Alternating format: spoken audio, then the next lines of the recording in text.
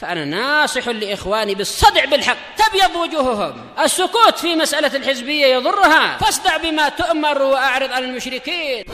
سلامي على دماج ورجالها والشيخ يحيى ودار العلم يا سعد بانيها. Bismillahirrahmanirrahim. Kita di mana nih? Pertengahan muka surat 87. Betul ya, 87 dari Muqaddimah Tawdihul Ahkam. Qala Fadilatu Syekh Abdullah Al-Bassam hafizahullahu ta'ala rahimahullahu ta'ala, al-mas'alatu rabi'ah, masalah yang keempat, al-hikmatu min nahwil haraji fit taklif. Hikmah di dalam peniadaan kesempitan di dalam beban syariat, ya, dihilangkan kesempitan, tidak seperti umat-umat terdahulu yang ada al-isr wal aghlal, ada beban yang berat dan belenggu-belenggu. Umat ini diberi banyak keringanan, sementara pahala dilipat gandakan. Al-haraju marfu'un anil mukallaf, kesempitan itu dihilangkan dari orang yang terbebani syariat, yaitu di umat ini, liwajihain, karena dua sisi. Ini ya akhirnya lamnya lamu taklil ya, li ajlih, yaitu karena dua alasan. Ahaduhuma al-khaufu minal inqita, yaitu dikhawatirkan dia akan terputus minat thoriq, dari jalan kepada Allah Ta'ala, ya, putus jalan, akhirnya putus asa, akhirnya malas, akhirnya mungkin malah murtad. Allah tidak ingin para hamba mengalami itu, maka diberi keringanan. Wa bughdil ibadah, dan boleh jadi akan benci ibadah kalau ibadah jadi menyusahkan, seperti yang mungkin dialami oleh beberapa mukallaf yang di Yaman. Dulu sebagian masyayikh usuliyun cerita di Yaman dulu ada orang-orang Yahudi. Anak dulu pernah jumpa orang Yahudi Yaman memang. Ada yang Yahudi masuk Islam, tapi sayangnya sila belajar, malah jumpanya malah ulama Syiah. Dia masuk Islam pada waktu Rajab. Ulama Syiah bilang di bulan Rajab puasa. Kamu kan dosa banyak, sekarang puasa. Dia puasa sebulan. Begitu masuk Sya'ban, Sya'ban ini bulan yang sangat mulia di antara 2 bulan suci, kata dia. Harus puasa, akhirnya puasa. Ketika masuk Ramadan disuruh puasa wajib. Dia bilang, agama apalah ini? Tak jadilah saya. Malah jadi murtad. Aduh, gara-gara guru yang menyesatkan. Harusnya malah diringankan, apalagi baru masuk Islam. Jangan langsung dibebani yang aneh-aneh, kasihan. Asani khaufut taqsir inda muzahamatil wadhaif, dikhawatirkan dia akan bersikap kurang tatkala tugas-tugas itu saling berdesakan. Iya, jadi kenapa syariat jadi berat macam ini? Harus ini, saya harus ini, dan saya harus ini. Wah, malah orang jadi letih. Makanya kalau beban itu saling berdesakan, akan ada suatu keringanan sesuai syariat tentunya. Al-muta'alliqati bil abd, tugas-tugas yang terkait dengan si hamba. Al-mukhtalifatil anwa, yang mana beban-beban tadi jenisnya beraneka ragam. Contohnya apa ya? Mithlu qiyamihi ala ahlihi wa waladihi ila takalifa ukhar. Contohnya ketika dia mengurusi, qama ala, mengurusi atau memimpin keluarganya dan anaknya, istri dan anaknya, cuma tak tahu apa yang beliau inginkan, kepada beban-beban yang lainnya. Sayang tak seberapa jelas contohnya. Ketika tugas itu tugasnya betul-betul bertembungan. Wallahu alam, contohnya apa ya dalam situasi macam itu. Baik. Kalau yang dirajihkan oleh Syekhuna Abdul Raqib adalah cuma waktu itu bicara bukan terkait dengan ibadah yang wajibah, tapi ibadah yang mustahabah. Yaitu dari satu sisi ada mustahab untuk sholat tahiyatul masjid, sholat wudhu, tapi juga mustahab untuk dia mengerjakan yang lain-lain. Ya, boleh satu sholat 2 rakaat itu dengan niat wudhu sekaligus niat mungkin sholat apalagi ya, misalkan sholat duha sekaligus sholat istikharah. Kalau jumhur mengatakan termasuk juga sholat tahiyat, karena jumhur mengatakan tahiyatul masjid juga mustahab. Ya, cuma untuk yang contoh yang wajib, wallahu alam ya, tak tahu. Tayyib, fal awal, untuk yang pertama, dohirnya apa ini? Khawatir terputus di tengah jalan. Tayyib, Hufidha, kira-kira sesuai enggak? Hufidha. Hufidha bihi alal khalqi qulubuhum. Baik. Jantung-jantung para makhluk dipelihara dengan itu, dengan dihilangkannya kesempitan agar mereka tidak bosan merasa agama itu berat. Nah, maka diberi berbagai keringanan. Tapi di sini tahu-tahu setelah itu apa? Hababakah? Berarti hafadhakah? Hafidha. Failnya berarti apa? Huwa. Huwa kembali ke mana? Apakah kembali ke Allah? Hafadha bihi alal khalqi qulubahum. Dengan diringankannya dihilangkannya kesempitan tadi, Allah memelihara jantung para hamba. Wa habbaba ilaihim tilkat takalif. Allah menjadikan mereka cinta kepada beban-beban tadi. Nah, mereka gembira ketika menjalankan beban syariat tadi. Mungkin umat yang terdahulu buka puasanya tatkala bintang-bintang sudah bermunculan. Nah, umat ini diringankan. Begitu matahari terbenam, langsung dianjurkan untuk berbuka sehingga mereka berbuka dengan bahagia. Ini juga syariat, tapi syariat yang membahagiakan. Buka puasa. Falau amilu ala ghairi suhulah, seandainya mereka beramal bukan dengan pola yang mudah, mungkin ketika apa? Ketika sahur masih jauh dari subuh. Seperti yang biasa dilakukan orang-orang sufiah di tempat ana, jam 2 sudah sahur. Nanti setengah jam sebelum subuh sudah imsak. Serba susah. Jelas imsak bid'ah. Nah, ini menyusahkan jelas. La dakhala alaihim fima kullifu bihi mala takhlusu bihi a'maluhum. Niscaya akan masuk kepada mereka di dalam perkara yang mereka dibebani untuk mengerjakannya, sesuatu yang amalan mereka tidak akan bebas, yaitu tidak akan mudah. Akhirnya takhlus bebas atau mudah ya, mungkin maksudnya bebas dari kesulitan. Pasti akan mengalami sekian kesulitan kalau tidak diberi keringanan. Baik, kalau beramal tanpa kemudahan. Wasani annal mukallafa mutalabun bi a'malin wa wadhaifa syar'iyyah. Orang yang dibebani syariat, si mukallaf, dia dituntut mengerjakan amalan-amalan dan tugas-tugas yang disyariatkan, la budda lahu minha, yang dia memang tak boleh lari dari itu. Jelas kita hidup di dunia memang ada beban syariat, memang untuk ibadah, bukan untuk sekedar senang-senang saja, ada ibadah. Fa'idha awghala, yaitu kembali ke huwa Allah. Apabila Allah menyibukkan, awghala menyibukkan hamba ini fi amalin syak, di dalam amalan yang meletihkan, syak yang susah, farubbama qata'ahu an ghairi, boleh jadi Allah akan memotong dia dari amalan yang lain. Baik. Misalkan apa ya? Misalkan puasa dibebani seperti puasa umat-umat terdahulu.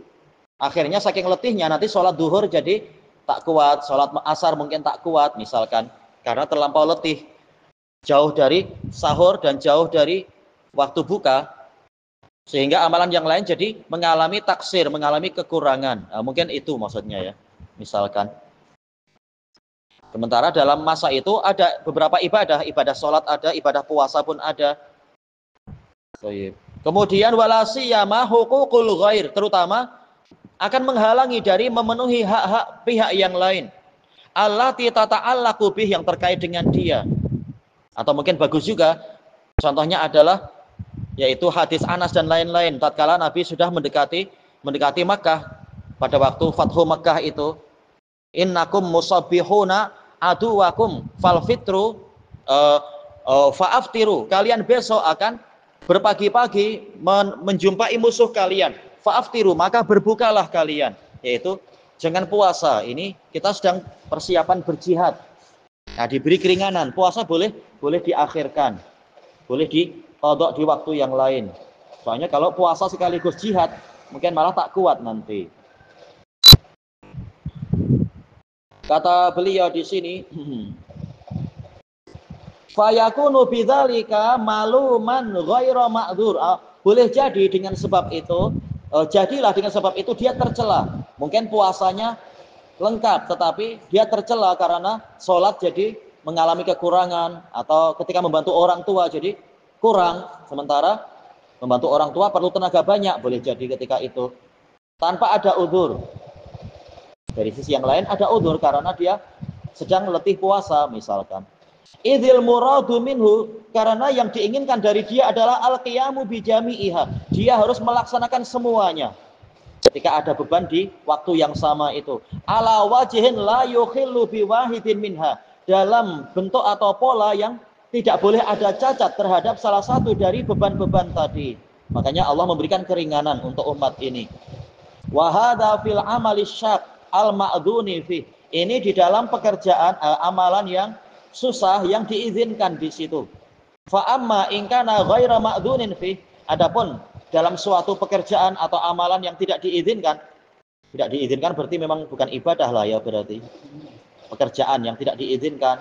Fahuwa adharu fil mana, lebih jelas lagi untuk dilarang karena akan menghalangi ibadah gara-gara mengerjakan sesuatu yang tidak diizinkan. Seperti yang sering disebut oleh Syekh bin Baz rahimahullah, tidak boleh begadang untuk perkara yang tidak berguna, dikhawatirkan nanti menghalangi dari qiyamul lail, dari sholat subuh dan sebagainya. Baik, al-mas'alatul khamisah, masalah yang kelima, mukhalafatu, masalah keempat, masalah hikmah. Masalah kelima, mukhalafatu ma tahwan nafsu, menyelisihi apa yang diinginkan oleh jiwa. Syakun alaiha, ini syak sebagai apakah? Sebagai khabar dari mukhalafah kan? Menyelisihi apa yang diinginkan oleh jiwa itu pasti akan susah bagi jiwa. Ya jelas ya. Jiwa kita suka ini, sementara kita harus menyelisihinya. Jelas ini berat sekali. Wa sa'bun khurujuha min, dan susah untuk jiwa itu keluar dari perkara tadi. Wa kafa bidzalika syahidan alaih, dan cukup sebagai saksi, sebagai bukti atas perkara ini halul musyrikin, keadaan kaum musyrikin, wa ahlul kitab, keadaan ahli kitab, mimman sammamu ala baqa'i mahum alaih, dari kalangan orang yang sammamu, yaitu yang bersiteguh, bersikeras untuk kekal di atas sifat mereka atau keadaan mereka. Baik. Animsu wasbiru ala alihatikum inna hadza la syai'un yurad. Malah mereka saling berwasiat, bersabarlah kalian, teruslah berjalan dan bersabar terhadap sesembahan-sesembahan kalian. Sungguh ini perkara yang diinginkan. Mereka tak mau diajak berpindah kepada satu sesembahan saja. Atau apa? Tak mau untuk berhenti dari minum khamr misalkan. Sudah terlanjur biasa minum khamr. Hatta radu bihalaki nufusihim, sehinggalah mereka ridho dengan binasanya jiwa mereka. Ya, lebih rela untuk berperang melawan Nabi dan para sahabat daripada meninggalkan berhala yang mereka sendiri tahu dalam situasi susah ternyata berhalanya tak berguna. Kembalinya kepada Allah juga.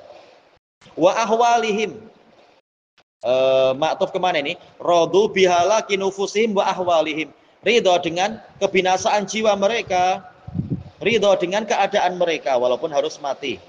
Walam yardau bimukhalafatil hawa, mereka tidak ridho untuk menyelisihi hawa nafsu. Termasuk berarti siapa juga ya? Abu Thalib sudah tahu ajaran anak buah dia, keponakan dia yaitu Nabi Muhammad itu betul, tapi dia lebih memilih hawa nafsunya, tidak rela untuk dicela kaumnya walaupun sampai mati, walaupun kaumnya sampai memboikot dia. Wasyari'u qasada biwad'i syari'ah, sementara pembuat syariat menginginkan meletakkan atau menghilangkan secara keseluruhan atau sebagian dari hukum syariat pada seseorang.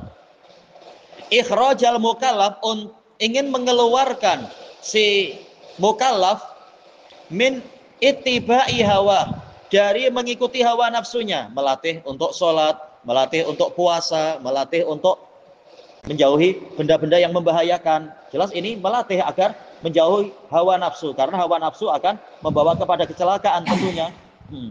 Ya Allah. Fa amma man tagha wa asaral hayatad dunya fa innal jahima hiyal ma'wa. Barang siapa fa amma man tagha, ya barang siapa bersikap berlebihan, wa asaral hayatad dunya, dan menyelisih dan mengikuti lebih mengutamakan hawa nafsunya, maka sesungguhnya neraka Jahim adalah tempat tinggalnya. Wa amma man khafa maqama rabbih wa nahan nafsa 'anil hawa fa innal jannata hiyal ma'wa. Adapun yang takut kepada kebesaran Rabb-nya dan menahan diri, melarang dirinya dari mengikuti hawa nafsunya, maka surga adalah tempat tinggalnya. Ia dilatih untuk menjauhi dominasi hawa nafsu. Hatta yakuna abdan lillah, sehingga dia menjadi hamba Allah, bukan menjadi hamba dari hawa nafsu. Wa idzan, jika demikian, fa mukhalafatul hawa, menyelisihi hawa nafsu, laisat minal masyaqqatil mu'tabarah, bukan termasuk kesulitan yang terpandang fit taklif, dalam beban syariat. Walaupun untuk kita susah kan, ini berat lah, tidak boleh menyanyi, padahal saya suka menyanyi. Misalkan, saya selama ini dapat duit dari bernyanyi. Terutama kalau dia jenis Roma Irama katanya, boleh berhaji gara-gara bernyanyi. Berhenti dari bernyanyi ini susah. Bukan kesusahan macam itu yang dipandang. Sekarang imam. Apa? Sekarang jadi imam. Jadi imam. malah cepat ya para artis yang tahu-tahu berubah jadi ustadz. Cepat sekali naik. Ramai pengikut. Iya, lebih banyak yang ikut dia. Aduh, masalah. Akhirnya mengajak umat lewat cara hawa nafsu, lewat cara bergitar, dakwah bergitar. Kalau dulu orang awam ketika dinasihati bilang macam itu, ini Roma Irama boleh berhaji gara-gara mampu berhaji gara-gara dia bernyanyi. Kalau berhenti dari bernyanyi susahlah hidup ini. Itu bukan kesusahan yang terpandang dalam syariat. Agar selamat dari kesusahan yang lebih membahayakan. Wa in kanat syaqqatan fi majaril adat, walaupun dia memang terasa susah di dalam majari. Kita artikan apa majari ya? Perjalanan kah? Atau aliran tradisi. Tradisi akan mengatakan susah. Ya, berhenti dari merokok, setengah mati. Orang menangis-nangis ketika dipaksa untuk tidak merokok. Walaupun lama-lama ya boleh mampu untuk berhenti merokok, tapi memang terasa susah untuk di bulan-bulan pertama katanya. Idlau kanat mu'tabarah, karena seandainya kesulitan yang dialami oleh jiwa tadi itu terpandang ketika menyelisihi hawa nafsu, hatta yushra'a at-takhfif, sehingga disyariatkanlah peringanan, pemberian keringanan li ajli dalik, karena masalah tadi, lakana dzalika naqdan lima wudi'ati syari'atulah, niscaya keringanan yang semacam ini akan membatalkan sesuatu yang syariat dibuat untuk itu. Baik, jelas Al-Qur'an kalamullah, bukan itu ya, bukan makhluk. Cuma syariat, apakah syariat itu bukan makhluk? Dohirnya makhluk ya, dalam artian dia undang-undang dibuat, istilahnya wudi'at, dibuat. Jelas Al-Quran kalamullah ghairu makhluk. Sementara syariat memang diterapkan pada umat ini, pada manusia, untuk menyelisihi hawa nafsu memang. Wadzalika batil, dan menyelisihi tujuan utama dari pembuatan syariat, kalau kita boleh menggunakan istilah membuat syariat atau penerapan syariat. Menyelisihi tujuan penerapan syariat ini adalah batil. Ilahuna wallahu a'lam.